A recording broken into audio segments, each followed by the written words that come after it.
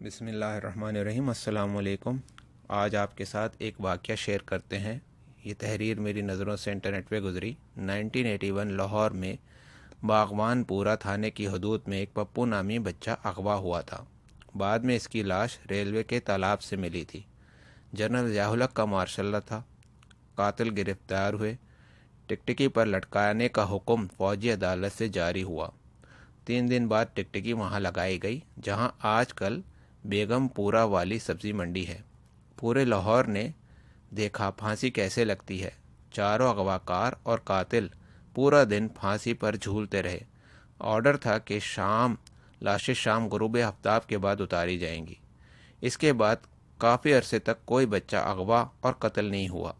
پھر جمہوریت بحال ہو گئی اور عصمتوں کے لٹیرے، قاتل، اغوا بردہ فروش اور چور اور ڈکیت سیاستدانوں کی چھتری کے نیچے آ گئے۔